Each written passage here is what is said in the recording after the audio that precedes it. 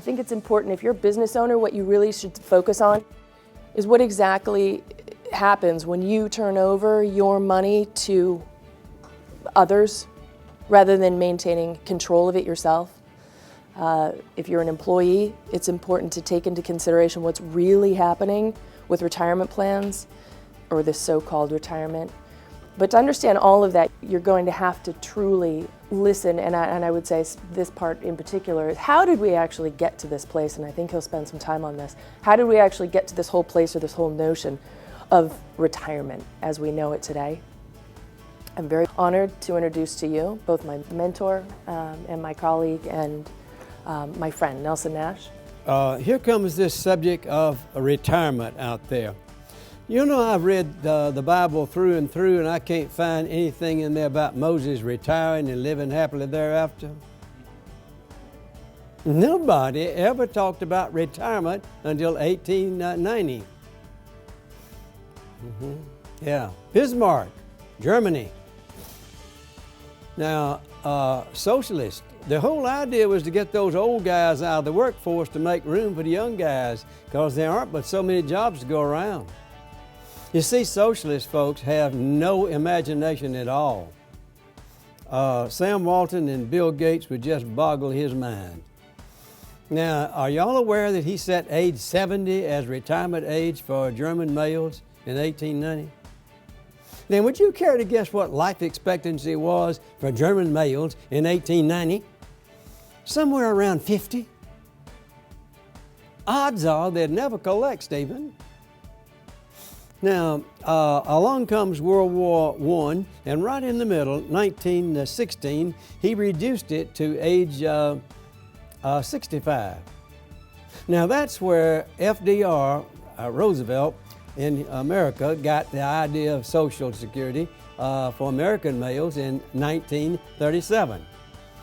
The whole idea came to be in 1935, but it didn't take effect until 1937. Would y'all care to guess what life expectancy for American males was in 1937? 61? Well, what is it today? Did y'all read USA Today yesterday? It's 78.2 now. Yeah, I was on the front page. And we're still talking about 65? Get real. There is no way. It's impossible. You see, all of such plans of any kind like this, any government plan, folks, is nothing more than man trying to play God in the pagan sense of the word. The book of Exodus in the Bible tells you very plainly, folks, God is a jealous God. He ain't gonna put up with that stuff. So they all fall apart, Darrell. But they fall apart over a long enough period of time, people don't see it happening to them. Do y'all know how to boil a frog? How do you boil a frog? Yeah, slowly. You put him in water his temperature, he's comfortable. Up the temperature just a little bit, Olivia, he's still comfortable. Up it a little bit more, gradually, over a period of time. And you can boil him. Now, I don't know whether that's true or not, but it's a real good word picture, isn't it? But you see, Americans are boiled frogs. And it has to do with our educational system.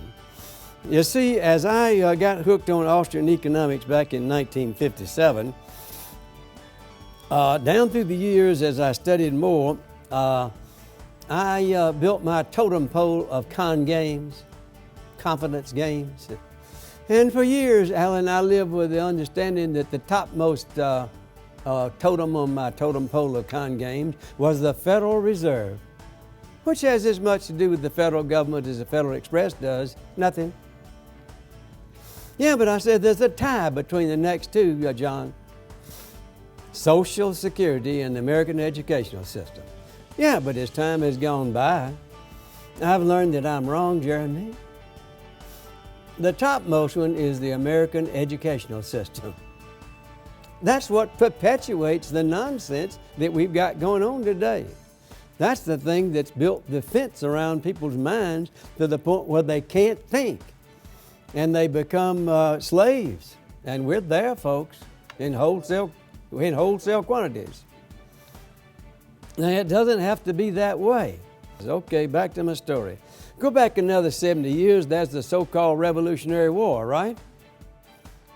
Okay. That was no Revolutionary War. John, that was a war of secession from the mother country on account of outrageous taxation. Look, man, it was 2% in the South and 1% in the North, and those guys went to war for 10 years over that. And today, we call 50% taxation freedom. If our forefathers were reincarnated today, they would go ballistic. What in the world have you guys done? And you just stand there and take it. Are we boiled frogs or not, huh?